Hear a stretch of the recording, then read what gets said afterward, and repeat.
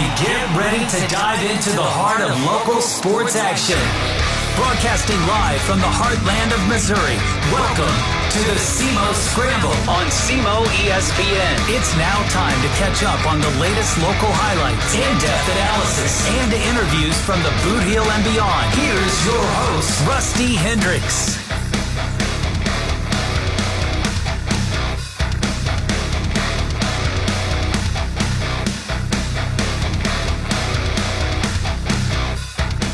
Welcome in. It's the SEMO Scramble here on SEMO ESPN Radio, 1220 AM, 93.5 FM, and online, SEMOESPN.com. You can also take us anywhere you are with the free SEMO ESPN app on your mobile device. Go to your Apple Store, your Android, Google Store, whatever it may be. Free download. Check it out. Take it easy streaming, toggle between stations, check the weather, check the contest pages, look for go to the podcast page. I mean, it's all right there. Easy on the app, SEMO ESPN. All right. Glad to have you join us. This Saturday, it's busy. It's a busy weekend here locally in Cape Girardeau. We got the SEMO District Fair starting today, right? We got the parade going downtown. River Radio is going to have their vehicles going out, throwing some candy out, things of that nature. So look, that'll be actually in about 30 minutes, I believe. That's going to be going on. Also, today, it is the home opener for the SEMO Redhawks. So a big game tonight. That'll be a 6 o'clock kickoff here at Houck in downtown Cape Girardeau. And you can hear the game on Rural Rock 99.3 with Eric Shawn, Rick Weezer, the former standout at SEMO, and, of course, on ESPN Plus, watching that as well. And, we got the tailgate going on beforehand. Always check out the River Radio tailgate. A lot of goodies there, good food. Check it out. Get your tickets. I want to make sure and do that ahead of time. Look, I think there's 6 home games this year, okay? So plenty, if you missed today, shame on you. But, hey, there's more time, more games to get your tickets. Go to the website. Go check it out. It's a lot of fun. And this year, it's a little fun. We are doing on a little 2025 Pro Pick'em Challenge. Go to the website, check that out, and check the picks. I'm on there. I don't know if I would call myself an expert, but I'm on there. And, let's just say I'm 1 for 2 on my picks so far. So, not so good. We'll see how that goes, but it'll be fun. Check it out, and you can play against us on, again, the SEMO ESPN website. Just check that out when you have some time. All right. Should be a fun show. Talking a lot of football. We got NFL starting this weekend.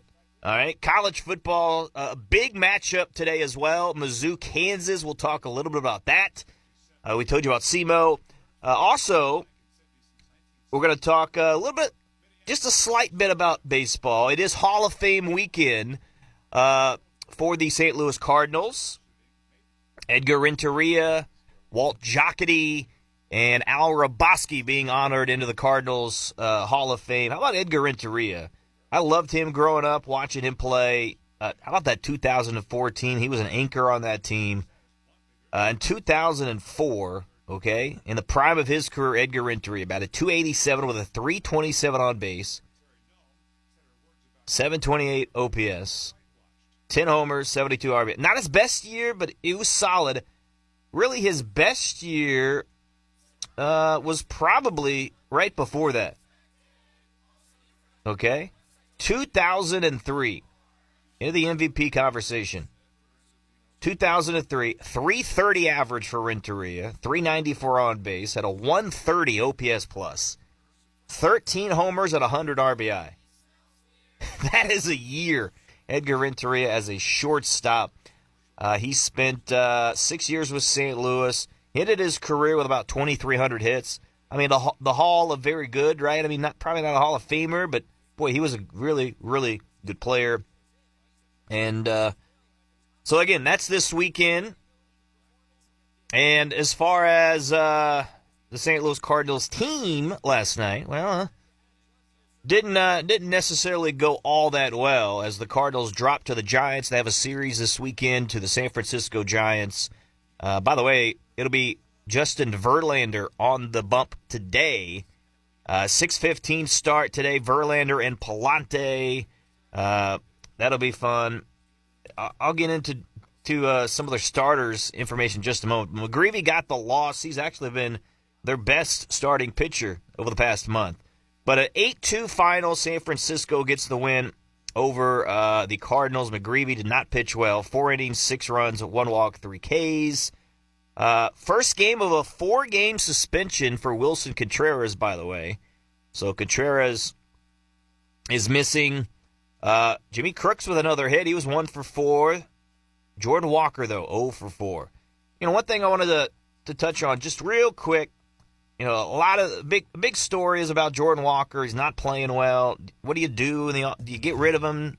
Do you keep him? Do you stick with him? He's 23 years old. I mean, what do you do with Jordan Walker, right? I mean, boy, that's a tough one because I can understand both sides of it. But I do want to mention this real quick. Take a look when you get a chance. You can go to my Twitter page, @Rusty_Hendricks. And I have a post about Jordan Walker and Joe Adell. Have you seen what Joe Adell is doing for the Angels? He was their number 1 draft pick way back when. He's now, I think, 25 years old, so a couple of years older than Jordan Walker. But in their both respective 23-age seasons, okay? Pretty similar. I mean, pretty similar. 88 games for Joe Adell, 92 now, or 93 for Jordan Walker. 218 average for Jordan. Odell, 224 that year. Jordan Walker with 5 home runs. Joe Adell, 8. Jordan Walker, 34 RBI. Joe Adell, 27. That was the year. OPS plus, 78 for Odell, 64 for Jordan Walker. That was the year for their 23-age season.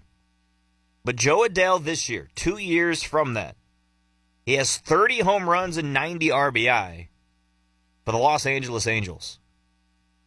So I say that to say, can Jordan Walker be Joe Adell? Or some version of that? Maybe. I think so. So I wouldn't give up on Jordan just yet. I know that obviously big news this week about some comments about Brant Brown, Ollie Marmol, talking about Jordan Walker's got to do a better job of preparing. Basically has to listen to us. This is kind of what they're talking about. So they go to the media to kind of send that message. So you know, it's got to start there. Jordan Walker, he's got to make a change. He does. He's got to make a change. And he's a smart kid. But we'll see. We'll see what happens. But Jordan Walker needs to make a change. All right. How about the starting pitching? In the last 30 days for the Cardinals, listen to this. Your worst pitcher, Andre Palante, is going to be pitching today. He's 0-5, 22 innings, 9.82 ERA. Terrible. Sonny Gray, 2-3 in 30 innings, a 5.40 ERA. Not good. He's supposedly your ace, Sonny Gray. Not good. Matthew Liberatore, up and down, right? I mean, first year really as a full-time starter. He's hitting a wall a little bit. 27 innings over his past 30 days. 1-2 record, a 4.88 ERA. 4.88. Okay, but not great, right? You like that to be a little better, but overall, he has been a little bit better pitching that. Your 2 best pitchers have been Miles Michaelis and Michael McGreevy. Over the past month plus, those are your 2 best pitchers. Michaelis, 25 and a third innings, a 3.91 ERA. He's been all right. He's been fine. He really has. Doesn't mean I want him back next year. He's a free agent, so doesn't mean that, but he's been okay. And then Michael McGreevy, okay, this was before last night's game. But in 30 innings, a 3-0 record and a 3.00 ERA. That obviously went up last night. He struggled. But, you know, again, the starting pitching has been an issue for the St. Louis Cardinals. All right. That's all I'm going to talk about the Cardinals. Real quick, there was an NFL game last night. It was the Kansas City Chiefs and the Chargers of L.A. in Brazil. You know, Chargers got up early. They got the lead Chiefs in the second half, you knew they would, started to come back. This was a big pass play of the game. Mahomes to his good buddy, Travis Kelce. Los Angeles 37. Mahomes with pressure finds a wide open Kelce. Travis Kelce, touchdown! 37 yards for 87.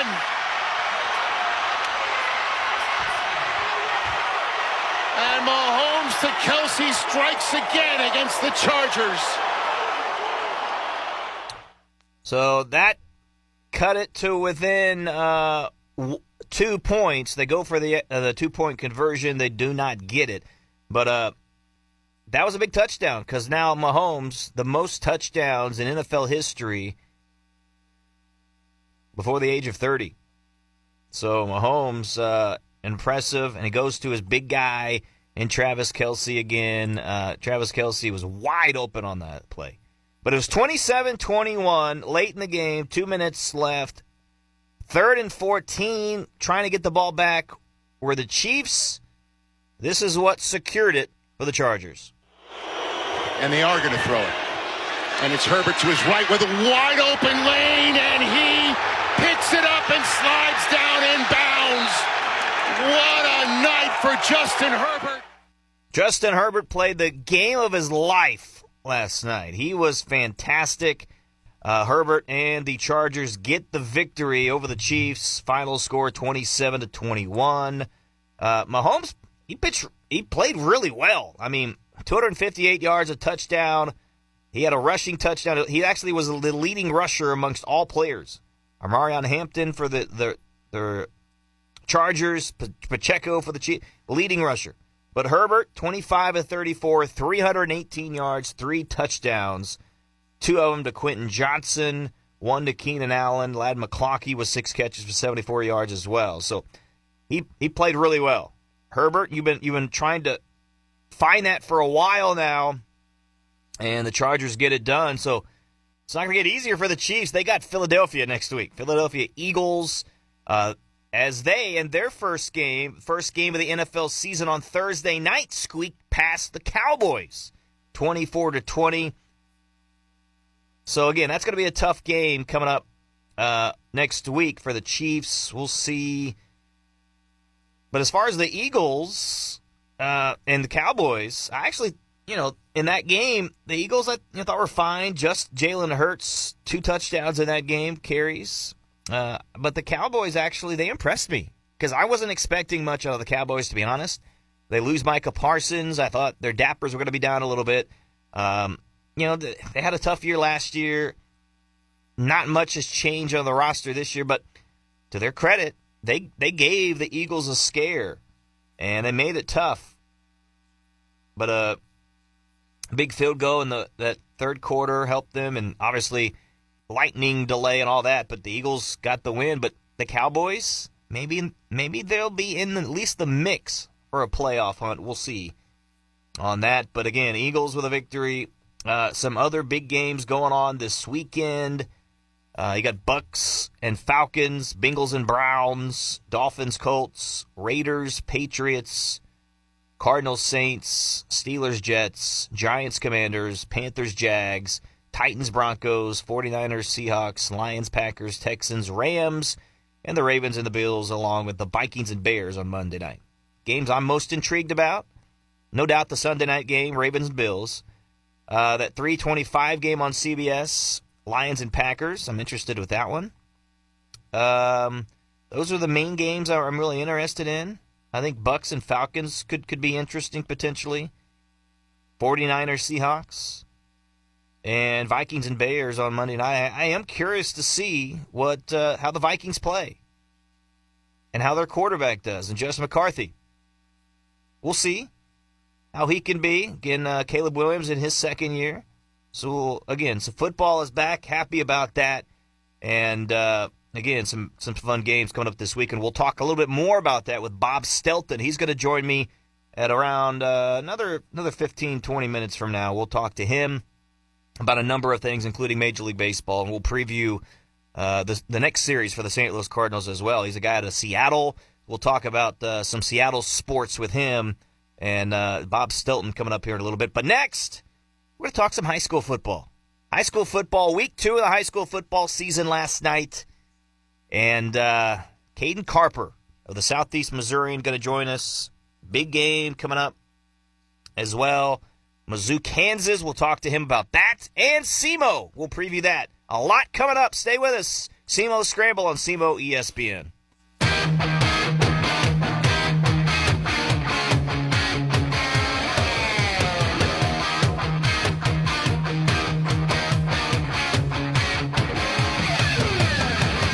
Welcome back in. SEMO Scramble here on SEMO ESPN Radio. That is 1220 AM, 93.5 FM, and online, SEMOESPN.com.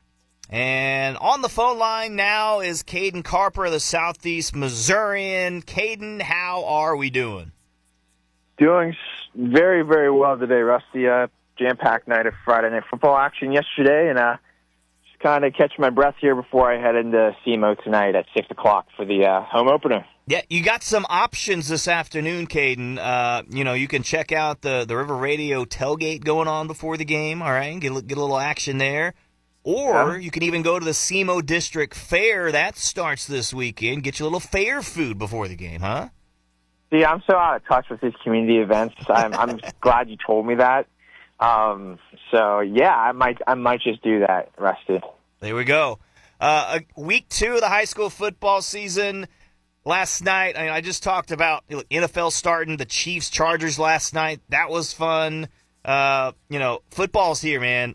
College football in full swing. We'll talk about the SEMO game here in a little bit, but excited to have football back. But again, here in this area, high school football is a pretty big deal, and some great teams, good competition. We'll get into that. So let me give you some scores to those listeners out there.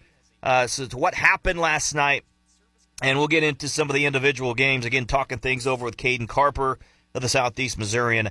How about Jackson? They get another big victory last night against Louisville Ballard, Kentucky, 32-10. They get the victory. So 2-0, a win over Cardinal Ritter, and now a win over Louisville Ballard, Kentucky. I mean, that's 2 very good wins. Mm-hmm. They're going to take on Edwardsville, Illinois, coming up. So, look, that's going to be a tough game, Caden. But Jackson, man, they are impressing, and they're playing some good football right now. Yeah, I think they get Edwardsville, too. I think this is a different Jackson team. I had the privilege of seeing him last week in the opener against Ritter. Very few weaknesses on that offensive, on the offense. I mean, I think one of the bigger concerns was their interior line, because we know how good their edges are, offensive tackles are.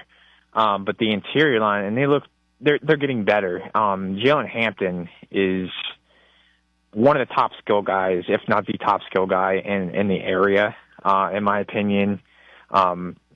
They look different, if that makes sense. So I'm very high on the Jackson Indians as of right now.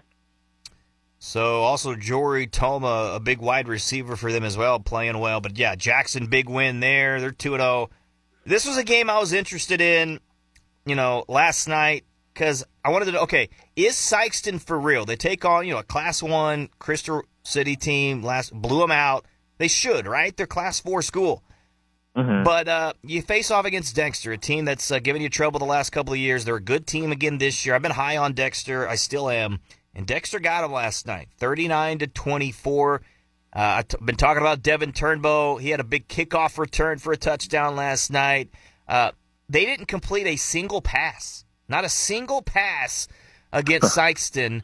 Everything on the ground. And look, I mean, for Sikeston, they're going to have to figure out how to stop the run, because that didn't work last night rather. But an impressive win for Dexter, and I know Sikeston has some things to work on. But that was a game I was interested in because, I wanted to see, all right, where should we actually put Sikeston? Right, and I'm not sure. I don't have as good of a grasp on them, considering I haven't really seen them much. But you mentioned, Sikeston needs to stop the run. Well, it's not going to get much better next week when they face Cape Central. Yeah. And I know, sure, yes, Keyshawn Boyd is hurt and injured, but the Tigers had a pretty formidable run game last night with Torrance Murray and Izzy Bridges, so that could be a huge issue. But in terms of like ratings and stuff, it's still early. It's hard to gauge everything, I think, as a whole. But yeah, I think next week will be a little more telling to see, okay, where exactly are these Sykeston Bulldogs right now? Because Dexter, that's a solid football team still. Let's not forget they've, I think, 12 straight they've won or something like that. So, yeah. I think it's 15 straight regular season games for Dexter now. Mm-hmm. Is that right? Let me look. Yeah, something along the lines of that. Yeah, no, you're right. So, yeah, I mean, we'll talk about that Cape game here in just a little bit more, but absolutely impressive there. Chaminade got the win against Poplar Bluff, 14-7. Bluff's having trouble scoring the last couple of weeks. So the defense seems to be solid. They're playing tough, but it's having trouble scoring. But 14-7 the final there. This game surprised me a little bit. DeSoto with a victory over Perryville, 31-14. Perryville, I've been high on them, but that's not a bad loss. DeSoto is improved, but the spread a little bit surprises me. Yeah, and I think Perryville kind of shot itself in the foot a lot. I think they had over 10 penalties in the game. So one, that doesn't help, but that surprised me because I'm with you. I'm high on this Perryville team. And again, it's only week 2, so let's not be drawing conclusions yet, but that did, home opener, you have a lot of momentum going into it. Yeah, I mean, you pounded DeSoto last year, and hey, maybe it's a look ahead, quote unquote. I don't think St. that Vincent really exists in high school football, but they got a big one this week to make things right. Exactly. So we'll see. Yeah, at St. Vincent this coming week. Obviously, both of those teams will be up for that game. That'll be a lot of fun for sure. Caruthersville, Malden, 61-0. One of the best. You mentioned Jalen Hampton, right up there, Sammy Bryant, as far as a running back. They took care of business. Look, Malden, they've been down. They're still down. They're having some struggles. They're Treston Pulley, second year as a head coach. He's working on things. He's going to build a culture. He is a good coach. He's going to help them, but they just don't have it right now. And Caruthersville, is a pretty solid team, blew them out last night. How about this shootout? Okay, I got to see New Madrid last week. I thought they were improved and a decent team. Cape beat them 21-6. They get the win over East Prairie 44-40. East Prairie had a good year last year. They lost some guys, but they still have some good skill position players as well. 44-40. That had to have been a fun game last night. Yeah, Dennis Marshall, the Standard Democrat, he was there to cover it. How about this? East Prairie running back Tavion Ware. I think he had 44 touches, over 200 yards, and they, just to lose the game. And I know East Prairie, they debuted that new home turf, which is pretty cool. But that must have been a lot of fireworks last night down there in East Prairie. Yeah, and Charlie Rossano, a very good running back for the Eagles, but they have some good skill position guys as well. And good win for New Madrid. Kennett and Paragould, Arkansas. They got a big win last week after going 0-10 last year. They got a win in week 1 was Kennett, but they fall against Paragould, Arkansas 42-28. But it is an improved Kennett team. And I want you to talk about this game a little bit. 2-0. That didn't happen last night. It was 2 nights ago at Houck Stadium. But 2-0 now are the Saxony Lutheran Crusaders, a 35-7 win over Donovan. How about the O.J. Turner-led Crusaders? Yeah, and I'm stoked for OJ and the Crusaders. Obviously, one of the top storylines going into the year. But they're a fun team. I haven't really covered a game yet. Cole Lee, our sports reporter, is taking that initiative. But a fun team, incredibly well coached. So I think the discipline's there. The mechanics are there. OJ's there as well as, former SEMO OC and SEMO quarterback Jeremy McDowell, whose son Kai is one of the anchors of the team there on their center. Great start. I mean, 2-0. I don't care who you're playing. I don't care if first year varsity football to start out 2-0. That's a pretty good feat. And I know these guys are only getting it started. So they go to Sparta, Illinois next week. and just see if they can keep the train rolling. After a win last week against Kelly, Charleston falls to Potosi 39-8. So tough loss there. How about Hayti over Portageville 42-20? Hayti is a good team, 42-20 there. Valley Catholic over St. Vincent. They're still. Every year they're a powerhouse, man. 42-7 Valley Catholic over St. Vincent, and then Farmington over St. Clair's 60-27. Any of those games stand out? Not so much. St. Vincent, you want to talk about a lot of turnover. That's a team, they lost a lot. I think they were gutted by graduation. You lose your all-state quarterback, your best skill guy, and John Schwartz. I think they're kind of just trying to scramble and put the pieces to the puzzle together. So I think that's the team that's going to grow as the season goes on. But we'll see. I think Perryville losing last night makes things a little bit more interesting next week. All right, the game that we were both at last night, St. Charles West and Cape Central. I want you to listen to this. This was before the game. During my pregame show, I talked to Kent Gibbs, the head coach, talking about Keyshawn Boyd. Listen to what he had to say about Keyshawn Boyd. Obviously, the big story, though, from week one was the injury to Keyshawn Boyd. For those fans out there that maybe don't know the update, give us the update on him. What can you tell us about Keyshawn? Well, things have gone well this first week. Since his injury, he's had surgery. He feels good about it. The doctor says there's a chance we could get him back towards the end of the year, and we'll just keep our fingers crossed and pray and hope that it works out for him. So there you go. You heard it from head coach Kent Gibbs. Broken leg. He got it repaired. Surgery on Saturday, so a week from week ago today. They put a plate in. They put like a rope type thing, also like to secure the ankle. He's in a boot on that left leg, right? So full break. But they feel like, Caden, that 6-7 weeks from now he could potentially, come back. And they say, they're going to be aggressive with the rehab process. So that's huge news. Obviously, time will tell if that actually happens, but that's obviously a huge loss, number one, before we get into the game last night. That's a huge loss for Cape Central, but for the potential for him to come back, and I know that he wants to come back not only for himself and his team, but look, to help his college stock. He hasn't committed anywhere yet, man, and no doubt this is going to hurt his, chance to play at the next level. So if he can come back, find a way, and then, finish strong, that'll be huge for him. Yeah. It sucks. Injuries just it sucks, especially for a young man like him, as talented as he is. But off the record, I talked to Keyshawn a little bit yesterday, and he seemed just as optimistic about it. So if they can get him at least for the postseason, if they can get him back and going, at least 70-75%. That's huge, and that's a little bit of points in Cape's favor. And look.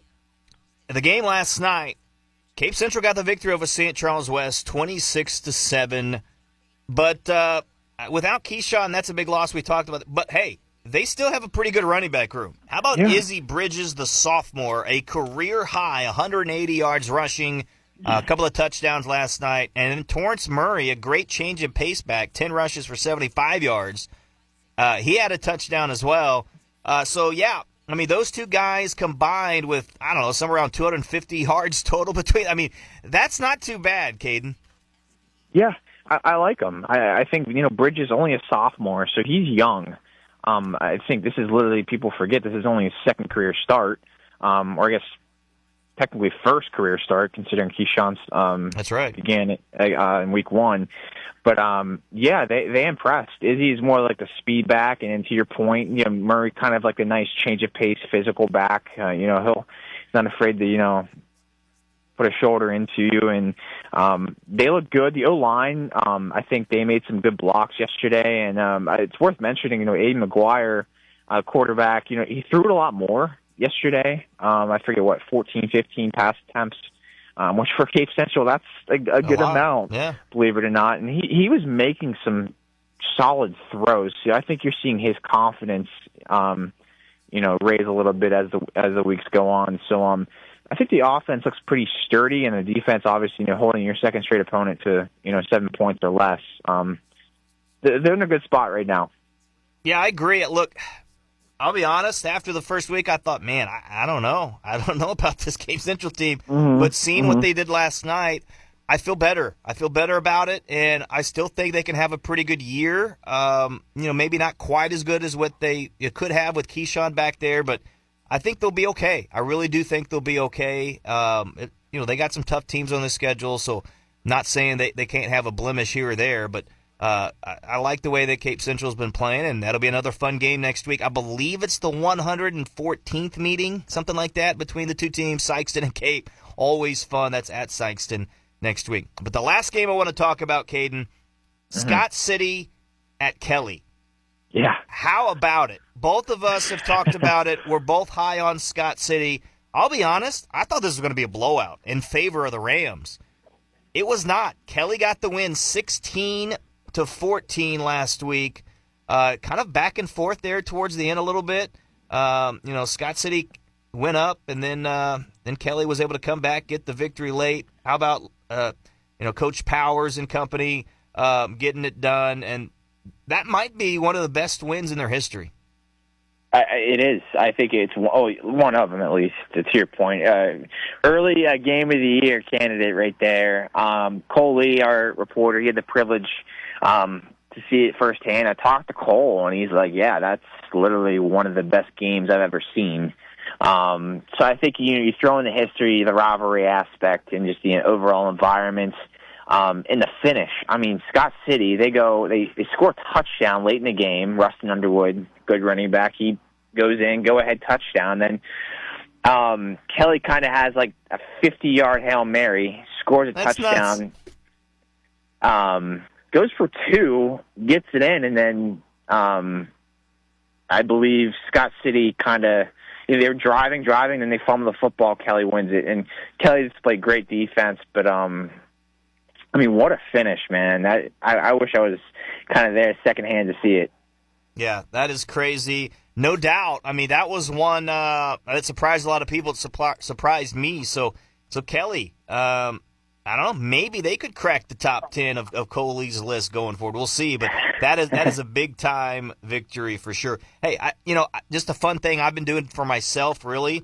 I'm doing kind of a high school pick-em before each week. I've seen. Not to brag too much, but 20-5 record in the first 2 weeks. 20-5. How about that? That's not too bad, right? And in your losses, they're plausible losses. I mean, who expected I did not get that one right. Tonight? Yep. And I guess week one, few people had Ritter losing to Jackson. So, strong. Look at you, Rusty. How about that? All right, we'll keep it going, having fun with that. All right. Moving to the college ranks, okay? We mentioned it. You'll be there tonight as the Red Hawks host North Alabama in the home opener at Houck, 6 o'clock. Should be fun. The series tied 1-1. SEMO got the victory 37-15 a year ago in Montgomery, Alabama. Look, I'll be honest. I was a little apprehensive, I guess, of what the offense could look like going into the season. They lose Paxton DeLaurent, but man, I thought they looked pretty good. Jax Leatherwood steps in. I thought he looked good. The two running backs with Epton and Brown look solid if they can stay healthy. The offensive line, I thought, did a decent job as well. So, obviously they got the loss with Arkansas State, but they stuck with them for a while. They were right there towards the first half. I was impressed in week one. What did you think of this team? And then going into week two, what do you think? Yeah. I'll start with this. A-State, that's a potential Sun Belt champion. So this is going to be probably the second toughest team SEMO sees all year. So I think that kind of raises the bar in terms of competition level. So kind of take, the week one with a grain of salt, if you will. I think Jax is good. I think I talked to Coach Tuke after the game, and he's like, yeah, the future's bright with our quarterback. So he likes what he sees. Obviously, he's such a good raw talent. I think it's right now just getting his confidence up and getting him used to Division I football. I think he'll ball out tonight. His receiver stepped up. Cam Pedro and Donnie Cheers, kind of the clear 1 and 2 guys right now. Yeah. I think another important part, Epton Jr. and PB, they're very good backs. Now it's a matter of getting these guys to the second and third level in terms of blocking, because that's a very new look offensive line as well. So if they can continue to, go through the progressions and, mesh, I think that's a very, very solid, balanced offense. Defensively, a lot of explosive plays they gave up last week. But again, that's one of the most explosive offenses they'll see all year. That quarterback for him, Jalen Rayner, very good, mobile. Couldn't bring him down. I mean, they got to him. You just couldn't take the guy to the ground because he's so slippery and quick. So they face another mobile quarterback tonight and against North Alabama, but they seemed to contain him last year pretty well. So I'm going to be paying a little bit more attention to the defense today to see if they can make some improvements there. I think that's sort of something that's going to be more emphasized is, getting after the QB and making him more one-dimensional. But yeah, I'm with you. I think we saw a lot of promise with this team last week. I'm still pretty high on them. And this is a great tune-up, especially it's such a tough, challenging, early season stretch that the Red Hawks have. They get this game tonight, don't they? Yeah, I think they do, and I think they should win by a few possessions. 14 maybe. They should win this football game pretty comfortably, but you never know. So, yeah, I'm with you. I mean, the defense is a little bit of a question mark for the Red Hawks, so I do want to see them play well tonight, and hopefully they can have some success. Hey, it's a blackout night, all right? You gonna be wearing black tonight? Glad you reminded me because I would have forgotten. But yeah, I'll have my black on tonight. All right, very good. So that'll be a lot of fun. SEMO game on ESPN Plus, and of course on our sister station, Rural Rock 99.3. Last thing before I let you go, you had a chance to go to the Mizzou home opener last week with some buddies. I believe that was the first time you've ever been to Faurot Field. How was that atmosphere last week? And look, there's a huge game going on this week, Mizzou and Kansas. But how about Faurot Field and how it's jumping right now? Yeah, it's pretty electric. So obviously you didn't know this. I went a couple times last year. Okay, I went as like a quote-unquote freelancer. But I was in the press box. Tony Capabianco hooked me up with some press pass, so that was cool of him. No, first time I was there as a fan in the bleachers, and that was an awesome environment. They obviously blew out Central Arkansas. It's going to be 10 times as rocking today against KU. But yeah, the vibes are high in Mizzou right now. I think, Prebula looked great at QB, made a couple big plays. Obviously a tougher test today against Jayhawks, but yeah, I think, I'm surprised College Game Day isn't going here. I get the SEC Michigan OU Nation game is there. kind of big, but, I mean, you're talking about like a long-time traditional rivalry coming back. That kind of surprised me a little bit. Yeah, that would have been nice if they were there. They do have SEC Nation there, so Paul Feinbaum and others are there. Tim Tebow is there, so that's pretty cool. Still something there in Columbia, but you mentioned it. I mean, KU can't. I mean, one of my biggest memories, as a Mizzou fan. I mean, I'm not like a hardcore Mizzou fan, but look, Chase Daniel and company, 2007, they get Kansas, 2 top 5 ranked teams, and Mizzou gets them. That was one of the best games I can remember in Mizzou football history. They were so good that year, Jeremy Macklin and company. So, look, it's going to be fun, Mizzou, Kansas. I think Mizzou wins. Look, you're a former Penn State guy. Bo Prebula looked really good. I like their running back room as well for Mizzou. Connor Tollison anchoring the offensive line at center. I think Mizzou gets it done. What do you say? I do. I think if Prebula can make the throws, downfield, and he showed, a good bit of promise last week. That'll open everything else up. And I think it's a little higher scoring. I'm going to say Mizzou 38, KU 24. Let's go with that. All right. I like it. I'm excited. There's a lot of good football on today, buddy. Enjoy it. I know. Yeah, you too. Thanks for having me on, Rusty. I appreciate it, Caden. You're the man. Thanks. All right, that is Caden Carper of the Southeast Missourian. Appreciate him, and make sure and check his coverage out at the Southeast Missourian following the game tonight with the Redhawks. They do a good job of covering SEMO athletics. All right, we talked high school. We talked college. Now we're going to talk with Bob Stelton. Some history there with me and Bob Stelton, just real quick before we go to – we're going to have to double break. We took a long time with Caden there. So Bob Stelton I graduated up in St. Louis at Missouri Baptist University in 2011. I did an internship with 101 ESPN in St. Louis. Bob Stelton was there, had a morning show, and he only did it for a year. But under him, I was, an intern, and I got to learn a little bit under him. And producer John Seymour learned a lot, and learned that I like doing this, and I had fun, and wanted to be in sports, wanted to do the whole radio gig, right?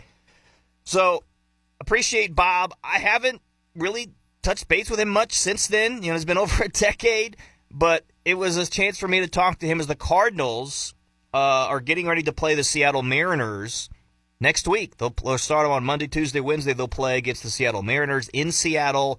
Bob Stelton is out there in Seattle for Seattle Sports now at 7:10, so he's doing some great work there, the Wyman and Bob show for Seattle Sports.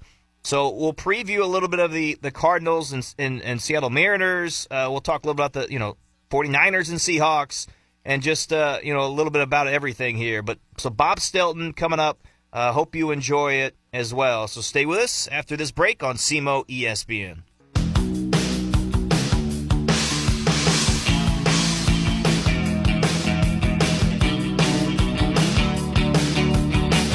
Welcome back in. You're listening to the SEMO Scramble right here on SEMO ESPN Radio. That's 1220 AM, 93.5 FM, and online at SEMOESPN.com. And happy to have Bob Stelton on here on our phone line, a host of the Wyman and Bob show from 2 to 7 p.m. on Seattle Sports Radio. So, Bob, first of all, thanks for joining us, and how we doing? I'm doing great, man. Good to talk to you. So, obviously, listeners don't know, so we'll get a little bit of background from you. I got to know you from 101 ESPN in St. Louis. I interned there in college back in 2011. But you're in Seattle now. You've been there for a bit. So tell the listeners, how long were you at 101 ESPN, and how long you been there for Seattle Sports at 710? Yeah, I was in St. Louis for just a little over a year at 101. Started with Brian Burwell, and then I was doing my own show for a while, and then got the call to come back home to Seattle, which is where I grew up, and I've been here since 2011. So, yeah, it's been, 14 years I've been home. That's awesome. So one of the reasons I want to talk to you is about, obviously, the race in Major League Baseball, the Mariners in the thick of things. I want to talk about that because, look, a series coming up next week with the Cardinals, and preview that series just a bit. But, first off, the Mariners in a final wild card spot right now in the AL. So how do you expect kind of the wild card picture, the playoff picture playing out? Do you feel like the Mariners still have a shot at the division as well? Yeah, I mean, they definitely have a shot at the division. They're 3 games back, as frustrating as they've been. It's when they win, the Astros win. When the Astros lose, the Mariners lose. So they're having a hard time closing the gap on the Astros, who have left the door open. It's just a matter of the Mariners playing up to snuff and walking through that door. So the division is there to be had. They still have another 3-game series with the Astros, so they can obviously do a lot of damage in that. But they just, their problem is they crush it at home. Their pitching is dominant at home, and then they go on the road and the pitching fails them. But this last series against the Cleveland Guardians, their pitchers were spot on. It was the bullpen blew it one night, then it was the offense couldn't get anything going, and then it's a matter of them just finding this rhythm, because you got 24 games to go, and you've got a 1.5 game lead for that third wild card spot right now. So every game means the world. And you have a former Cardinal on the roster in Randy Arozarena. Of course, he's a guy that a lot of Cardinals fans didn't want to see go. He went on to have a lot of success with Tampa Bay, now on with the Mariners. How has he fit in there in Seattle, and how has fans received him? Oh, fans love him. Fans love him. He gives you a boost to the lineup. He's a guy that's he's very animated. I know he was out, when he was there, he's very young, but he's a guy that's sort of grown into his personality. And he's the guy that's got some pop. You needed some pop in the middle of that lineup. He's got a career high 26 home runs this year, and he's the guy that's a threat. He's also can be an adventure in the outfield. I wouldn't call him the best outfielder in the world, but he can. Every once in a while, he'll make these crazy good catches. You're like, well, where did that come from? Because the play before that, you took a really odd angle on the ball and seemed to completely misjudge it. But so he's a little, he's a little hit and miss. He can be all in. He's got a knack for the big moment, though. I got to say, he does come up with some big home runs, and they always seem to come. It's not, hey, first inning home run, 1-0. No, it's when they're down by a run or they're tied. He just seems to have a knack for coming up with that crucial home run at the right time. I'm curious, too, because if you look at a couple of guys, you compare them a little bit, they couldn't have any more different of careers so far. You look at Julio Rodriguez for the Mariners, who, when he entered the league, age 21. For the Cardinals, a guy named Jordan Walker, when he entered the league, age 21. But obviously, Jordan Walker has not had the success that Julio Rodriguez has. Look, maybe a little up and down, yes, but I guess one of my questions would be, what do you think has been kind of the biggest difference for him, kind of getting off to a good start and really excelling there in Seattle? Well, that's part of the problem has been his starts. He's been a notorious slow starter. That's been the one constant in his career, albeit it's a brief career at this point. But, he's only 24 years old, and this is his fourth full season. So he's just had this knack for starting out really slow, and then the second half of the season, he's just a house of fire, and that's true for this year. And he did it last year, and he did it the year before. So he's the one thing I'll say for Julio is that when he is hot, he looks like one of the best players in the entire league. And when he struggles at the plate, he looks like he's got no clue what's coming. But the thing I'll say is he doesn't take it into the field with him. He plays tremendous defense. He's one of the best defensive outfielders in all of baseball. And that's true when he's hitting, and it's true when he's not hitting. And I think for a young guy who, again, just turned 24 in December, that's a lot. You'll see those guys carry their struggles at the plate into the field, and it's kind of a snowball effect. And he has not done that at any point during his career, despite the fact that each year he does get off to a slow start. And then by the end of the year, you look at his numbers and go, wow, he had a really nice year. Well, it ended up being that, but the problem is it takes a while for him to get going, and the Mariners have missed the playoffs by one game 2 years in a row. Some of those early struggles could have been the difference between a win and a loss, and maybe they were in the playoffs had he gotten off to a quicker start. You mentioned that obviously you've been removed from the St. Louis market for over a decade, but look, you were there. You know what it's like as fans in St. Louis, how crazy they are about baseball. I'm curious from your perspective, kind of what's going on in St. Louis, and what do you make kind of the position where they are right now? And then I guess number two, look, the attendance has been down. They're expected to have their lowest attendance marker since 1995, only 2.3 million expected this year. I guess, so number one, again, your thoughts on just where they are now and kind of how they got there. The number two, if you were to kind of give a message to the organization or ownership of the St. Louis Cardinals, what would that be? Well, it would be true for any team that's struggling, and obviously the Cardinals are under 500 and they're 17 games back in the division, but they're only at 6.5 back out card. So, yeah. There's still a remote outside chance, but look, they give up a lot of runs. They've given up more runs than any team in the Central by a long shot. 647 runs allowed. I mean, that's untenable, man. Your offense can be on fire, and you're giving up, runs at that clip. You're not going to win many games. So you got to, as far as ownership goes and everything, you've got to give the fans a reason to show up. You can't just live on goodwill and here's what we've done in years past. And hey, we won a series this year, we did this that year. Give them a reason, because it's getting more expensive. Everything in the world is more expensive outside of sports. So when you're talking about discretionary money and somebody deciding, do I want to spend money on a ticket to go watch this team that is, getting lit up nightly and giving up all these runs, and they're a losing team at this point, it makes sense. I can't blame people for not spending their money. You got to give them a reason to want to spend that money. But I wasn't there long, but I was there long enough to understand how important baseball is. It's religion out there. I've never seen an opening day like I saw in St. Louis, where it was tailgating and nobody seemed to be at work, and it was a holiday. And the fans will be there when the product is there for them to get behind. And I don't think ownership in any city can rest on who they've been. They've got it. That's great. It's nice to look back at what you've achieved, but you've got to put money into that product. You've got to make sure you got the pitching. You just cannot, as I said, give up runs at the clip they're giving up runs and expect that they're going to win games, and in turn fans are still going to pay to see it. So I wanted to touch on a couple other things with you before we let you go. Again, talking things over with Bob Stelton. He's of 710 Sports there in Seattle, host of the Wyman and Bob Show from 10 to 7 p.m. on Seattle Sports Radio. Look, obviously football is in full swing now. College football just started. The NFL beginning this weekend as well. I guess just from afar, if you paid any attention at all, anything stood out from week one of the college football season? We saw teams like Alabama go down, Notre Dame go down, Texas go down. And then for this week in week two, there's not a lot of star power matchups. There is Michigan, Oklahoma that seems to be pretty good. Mizzou and Kansas is going to be fun as far as a lot of fans here locally. But anything stand out, I guess, from the first week of football in college?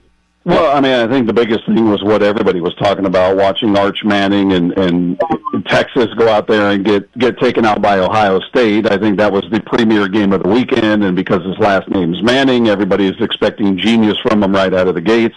I think he's got a lot of talent. It didn't show in that game, but I think he'll be all right. But it's a different spotlight for him. So that stuck out. Obviously, I'm watching what's going on with Alabama because there's ties to the Huskies out here in Washington. That's with right. Kalen DeBoer being the head coach out there. So I think there's a little bit of delight out here when they see Alabama struggle coming out of the gates, getting beat by Florida State the way they did. They got hammered. So I think, that out here was kind of a story because, people felt like Kalen DeBoer bailed on him after playing for the national title, and he rolled out there to Alabama. So, keeping an eye on that. Looking at the big schools, Michigan, New Mexico, you're not going to look too deep into that. They're supposed to beat up on them, and they did. Boise State was interesting because, that's a team that a lot of people are behind, feeling like they're a sleeper, and they go out there and just get their tail kicked by South Florida. So as far as week one, those are the things. And then obviously locally here, the Huskies won, the Cougs won. That was a big deal out here. But nationally, those were the things that stuck out for me. Yeah, you mentioned South Florida. Now they get, in week two, a matchup with the University of Florida. So that might be a little more interesting than what it normally would have been. But I want to turn to the NFL, Bob. Again, starting this week, I want to talk about a few Sunday matchups. Obviously, the Niners, the Seahawks in week one. I think the Green Bay Packers and the Lions matchup is pretty intriguing, and then the Ravens and Bills. But any matchups that kind of draw your attention here early on in the season? Well, obviously the Seahawks and the 49ers in week one. and the thing out here has been the home field. This used to be a place where teams did not want to play, and it was notorious for volume. It was notorious for drawing, movement on the O-line, causing a lot of complications for opposing offenses because of the volume here. And this fan base took a lot of pride in that. And that home field advantage is dissipated. They were a losing team at home last year, despite the fact they had double-digit wins. They were 7-1 on the road. They were 3-6 at home. And the Niners coming into Seattle as the favorites. So that tells me that Vegas is betting on the 49ers were incredibly injured last year. As much as I can't stand that team, they were injured in a very big way. So there's a belief now they're healthy. They're going to be the version everybody thought they would be. Seahawks, there's a lot of questions on the offense. You got a new coordinator. You got a new quarterback in Sam Darnold. You got new receivers. DK Metcalf is gone. Tyler Lockett is gone. Cooper Kupp is in. So you got a lot of new on that side of the ball, and I don't think people know what to make of them yet. And frankly, we don't. They look good in preseason, but not sure what they're going to look like when it comes down to it. As far as other games going on out there, I'm curious to see what the Rams look like because they're one of the favorites in this division, and Stafford has been dealing with a bad back. So is he going to be limited? Is he going to be hindered out there? What does he look like? And then the Giants are a fascinating team because Russell Wilson's starting for his third team now. They take on the Commanders who look, Jaden Daniels is a star, and they're at home. So Jackson Dart is sitting right behind Russell Wilson waiting for that opportunity. He's the backup. And then I'm always curious just to see the Browns because they never seem to have a quarterback, no matter how high they draft, no matter who it is. It doesn't seem to work out, whether they draft him, whether they sign him. You can talk about Deshaun Watson, the disaster he was, all of the first-round picks they spent on guys like Tim Couch and Brandon Weeden and Brady Quinn, and you can just go down the list of quarterbacks that have been drafted by the Cleveland Browns and just turned out to be busts. So the Browns-Bengals is one I'm always a little bit interested in as well.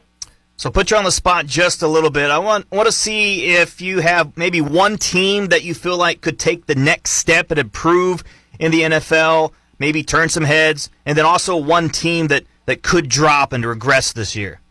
One team that could jump up. Let's see. I'm trying to think of teams that kind of scuffled last year that could make that jump. I'm actually kind of curious. The Raiders were not good last year. They're a 4-win team last year, and they got a new head coach in Pete Carroll, who obviously we know very well out here in Seattle, and they've got a quarterback that we know well in Geno Smith. I think they'll definitely be better than a 4-win team. Are they going to be a playoff team? They're going to be interesting for me to watch in terms of a team that could take that jump. As far as teams coming back to the pack, I'm kind of keeping my eye on the Vikings. I don't know about J.J. McCarthy. Is he the guy? Is he not the guy? I mean, they were a 14-win team last year.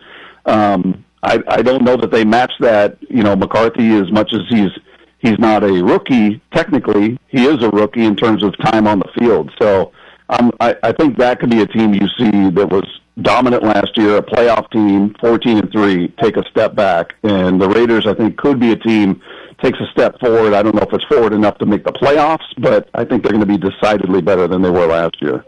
Interesting. The Bills and the Ravens are the top odds to get to the Super Bowl this year, while the Eagles and Chiefs are just behind them. So do you like those four teams to be right there?